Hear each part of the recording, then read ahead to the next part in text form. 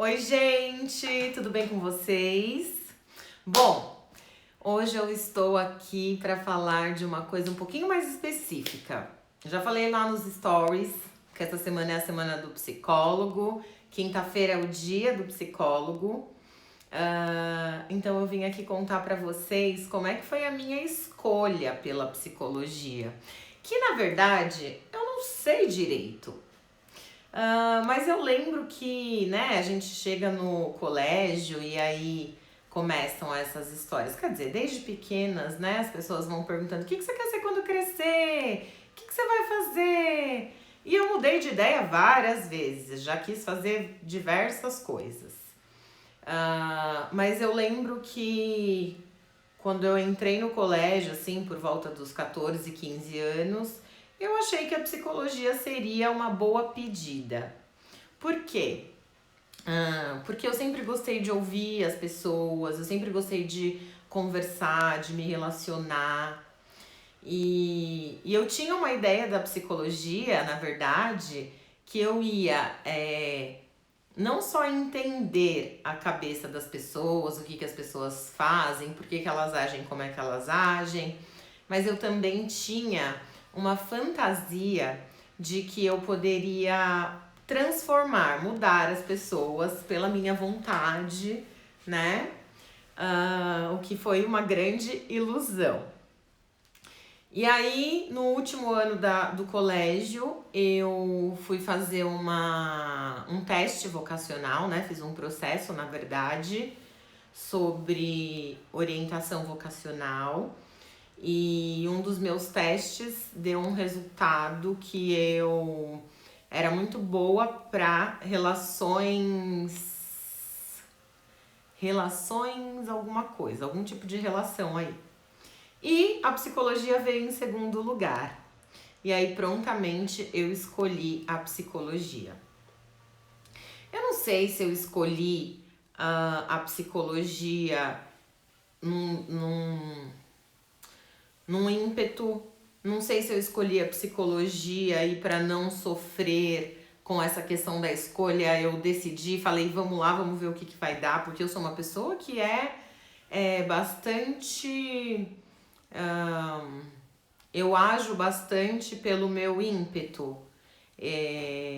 Eu tomo uma decisão e vou lá e faço. Então, isso tem um lado positivo e às vezes me traz alguns prejuízos, como tudo na vida, não é mesmo? Cada escolha uma renúncia. E às vezes isso é bom, às vezes isso não é tão bom, mas é uma condição minha, né? E é uma condição de ser humano e tá tudo bem. Então eu escolhi a psicologia, mas eu sabia desde o início da faculdade que eu gostaria de atuar na área clínica. Agora, eu lembro que tinha um amigo meu que quando ele entrou na faculdade ele já tinha lido todos os livros do Freud. Eu nem sabia quem era o Freud. Isso é muito interessante, eu já me senti envergonhada por conta disso, né? Mas hoje eu entendo que a gente entra na faculdade para aprender, né? A gente vai estudando para aprender, a gente não é obrigado a saber das coisas e nem saber de tudo. Até hoje tem muita coisa que eu não sei e que eu vou aprendendo e eu nunca vou saber tudo e tá tudo bem, nem da psicologia, nem sobre a vida, né? Então a minha escolha inicial foi aí, não sei se por uma pressão ou não, mas eu sei que deu certo, né? Acho que pressão não, porque nunca existiu uma pressão para que eu fosse algo. A minha família sempre foi tranquila até em relação a isso, mas os meus pais sempre falaram sobre a importância de estudar. Então eu sempre sabia que eu tinha que estudar. E eu sempre estudei, né? Na escola era um saco, eu não gostava de estudar na escola. Era um grande desafio para mim, né? Apesar de eu ir muito bem na escola, sempre fui muito bem. Era um parto. E na faculdade, eu fui fazer a psicologia e aí no começo eu curti muito, assim, era muita festa, muita gente nova, né? Liberdade. Em alguns momentos até ultrapassei aí os limites da liberdade, que eu acho que também faz parte da vida, não é mesmo? E aí depois eu sabia então que eu queria atuar na área clínica e eu fui me apaixonando por algumas coisas aí da psicologia enquanto eu fui estudando. No último ano foi o ano que a gente começou a atender, a fazer atendimentos e aí eu escolhi, a gente tinha estágios, né? E eu escolhi um estágio na área infantil, na área psicoterapia breve com base psicanalítica e o outro foi da área organizacional. As minhas escolhas, eu adoro criança, então para mim era muito legal. Não dei continuidade porque quando a gente fala de crianças, a gente fala de pais, não é mesmo? E muitas vezes quando as crianças vão para terapia, quem mais precisa de ajuda são os pais. Mas muitos pais não reconhecem. Além disso, tem muita gente que tem a mesma fantasia que eu tinha, né? Então a gente vai para psicologia, para terapia, e aí a gente conserta as pessoas, coloca as pessoas em um molde. E não é o que acontece. Então, quando uma criança vai para terapia e uma criança ou um adolescente, ela começa a trazer as suas necessidades, os seus medos, as suas questões, e os pais veem que eles têm que se comprometer, muitos deles realmente tiram ali a criança do processo, né, e dão uma fugida. Enfim, e aí não escolhi trabalhar com crianças muito por conta disso. Área organizacional, escolhi a área organizacional porque eu trabalhava na área organizacional nessa época e é muito comum que tenham muitas vagas de trabalho, de estágio durante a faculdade para recursos humanos dentro de empresas, né? O que mais tem. E eu trabalhava com RH na época, trabalhava com RH porque a minha mãe trabalha com RH há muitos anos e eu não escolhi a psicologia para trabalhar com ela, para trabalhar dentro da empresa dela, né? Mas eu tive essa oportunidade e fui trabalhar. E trabalhei por muitos anos, uns 8, 10 anos mais ou menos eu trabalhei na área de RH. Então eu trabalhei com recrutamento e seleção, trabalhei com treinamento, trabalhei gerenciando equipes e foi uma experiência boa, né? Mas eu realmente não gostava. Chegou uma hora desse trabalho que eu sofria muito, para mim era muito pesado, não era o que eu queria, de fato. E aí, a isso eu linko a questão de que as empresas elas têm muitos padrões, né? Tem muitas regras, acaba mutilando muito algumas potências das pessoas, comportamentos, né? E eu não queria essa área organizacional, queria alguma coisa mais livre. Eu sempre tive um espírito livre, e então a área organizacional era uma área muito difícil para mim. E aí eu saí. E a área de psicoterapia, a última estágio que eu fiz de psicoterapia breve com base psicanalítica, eu fiz porque eu amava a professora, né, a Cláudia Sodré, uma super professora maravilhosa, e aquilo que ela falava fazia muito sentido para mim. Tanto que quando eu terminei a faculdade, eu fui fazer especialização em psicoterapia psicanalítica, né, pedi a orientação dela sobre o que eu poderia fazer.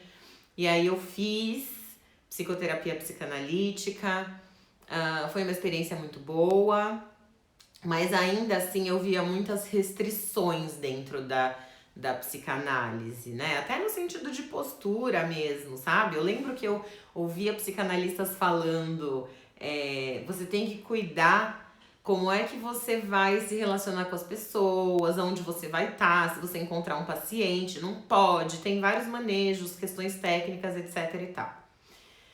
E aí fui me desencantando com a psicanálise e junto com isso eu também tinha um processo de análise que eu fazia, né, que me ajudou muito, foi uma base maravilhosa para mim, me trouxe muitas questões importantes que eu realmente precisava olhar. Mas depois eu queria experimentar outras coisas, eu queria saber como é que eram outros tipos de terapia. E aí eu mudei. Junto com isso, eu fui entendendo mais sobre a psicologia, sobre o que eu poderia fazer, sobre como eu poderia atuar, né? E aquele sonho da clínica. Tanto que desde o último ano da faculdade eu nunca mais parei de atender. Mesmo trabalhando em RH, eu ainda mantinha alguns horários de atendimento, fazia supervisão, curso, especialização, terapia. Então eu fui construindo aí a minha carreira, né? E quando eu decidi sair do RH, eu fui pesquisar como é que eu poderia atuar dentro da psicologia clínica, que era o meu grande sonho, trabalhar só com isso. E eu me lembro que as pessoas falavam muito que psicologia não dá dinheiro, não é mesmo? Né? E aí a minha mãe fazia terapia na época e o psicólogo dela falou para ela: não deixe a sua filha fazer psicologia, porque é uma profissão que não tem reconhecimento, que não dá para ganhar muito dinheiro, etc e tal. Isso, na verdade, nunca me convenceu, né? Eu sabia que poderia ser difícil, só que a época que eu me formei, quando eu decidi ir para a área da clínica, a internet já estava muito disponível, né? E na época eu acompanhava, eu sempre gostei muito de redes sociais, sempre tive muito conectada e sempre fui atrás de muitas coisas e conheci muitas coisas boas por meio da internet. E nessa época eu acompanhava um psicólogo, o Frederico Matos, maravilhoso, que tem um blog chamado Sobre a Vida. E ele foi uma inspiração para mim. Porque eu olhava aquilo e eu falava, gente, eu quero ser igual a ele. Se ele fez, eu também vou fazer, eu quero fazer. Ele é muito maravilhoso, ele é muito inteligente, ele fala de uma maneira muito clara que todo mundo entende. Então eu vou conseguir. E aí, quando eu saí do RH e decidi ir para a área clínica, eu encontrei um curso de empreendedorismo e marketing para psicólogos. E esse curso tinha uma sugestão de encontre algum assunto específico do qual você quer cuidar. E aí, na época, eu falei, cara, eu tenho problemas com a minha autoestima. Muitas mulheres que eu conheço têm problema com a autoestima. Vou unir o útil ao agradável. E decidi que eu queria trabalhar com desenvolvimento de autoestima das mulheres. Desenvolvimento da autoestima é uma coisa que todo psicólogo trabalha em processo terapêutico, em treinamento, em desenvolvimento, né? Por quê? Porque para qual área, seja ela qual for, o que você quiser conquistar e realizar na sua vida, você precisa desenvolver a sua autoestima, não tem jeito. Então esse é um pré-requisito, né? Qualquer psicólogo com quem você for fazer qualquer processo vai trabalhar a sua autoestima. E aí eu queria isso. E aí na época eu estava em terapia, né? Eu faço terapia até hoje, eu amo fazer terapia. A terapia sempre me ajudou a cuidar de questões que apareceram, né? Como ansiedade muito forte, uma época aí de depressão que eu tive. E só que a psicoterapia ela também me ajudou a me desenvolver. E eu acho muito importante falar sobre isso, porque muitas pessoas pensam que a terapia ela serve só para curar doença, né? Só que a terapia ela tem muitas outras questões aí. E ela ajuda também na prevenção de doenças. Ela ajuda a gente a se desenvolver, a aproveitar tudo que a gente tem, todos os nossos recursos internos, porque todos nós temos. Então, através da terapia, além de se conhecer, a gente consegue aprender a se relacionar melhor com as outras pessoas, a gente aprende como usar os nossos recursos, como desenvolver mais os nossos potenciais e colocar em prática. A gente planeja. Além de tudo, a mínima coisa que a terapia vai trazer é 1 hora na semana que você vai sentar e você vai olhar para a sua vida. Você vai poder avaliar, você vai poder planejar, você vai poder desabafar, você vai poder fazer um horário seu. É um jeito de autocuidado, né? Então, a terapia é uma coisa muito rica, vai muito além da doença. Então, quando alguém fala assim, nossa, eu preciso de psicólogo, ou fulano precisa de psicólogo. Sim, precisa. Todo mundo precisa.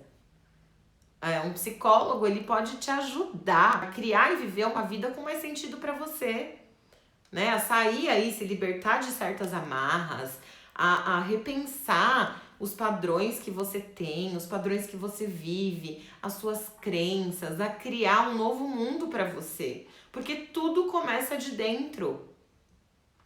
A gente precisa fortalecer o nosso emocional, a gente precisa cuidar dos nossos pensamentos, né? A gente precisa se conectar com a gente para que a gente possa criar e viver uma vida com mais sentido. Eu não sei exatamente por que eu escolhi a psicologia, mas hoje eu agradeço todos os dias por ter escolhido essa profissão, que eu sou completamente apaixonada, que me leva a lugares incríveis, que me possibilita ajudar outras pessoas a também viverem coisas incríveis, que me traz diversos benefícios e que sim, dá dinheiro sim, né? Porque, na verdade, gente, o que acontece é assim, não existe profissão que dá dinheiro e profissão que não dá dinheiro, né? Existe trabalho. Quando você trabalha, seja lá o que você escolhe fazer, você escolheu um trabalho, se você faz esse trabalho bem feito, se você se dedica, se você cuida, se você tá envolvido com isso, não tem como não dar certo. E aí você pode ganhar dinheiro com o que for que você escolha fazer. Então essa foi um pouquinho da minha história.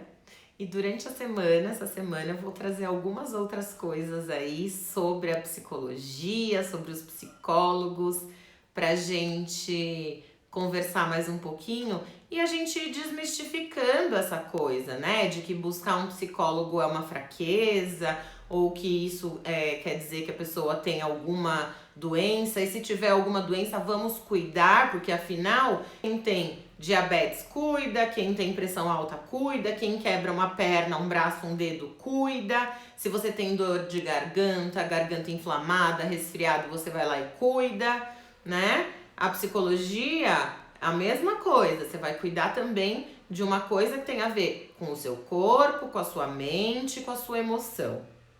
Então, a gente precisa quebrar esses tabus aí e saber que a psicologia, seja ela em formato de terapia, em formato de livro, em formato de curso, de workshop, de palestra, de grupo, ela traz diversos benefícios para uma vida com mais sentido, uma vida mais rica, uma vida mais conectada, uma vida com mais amor. Vamos juntas!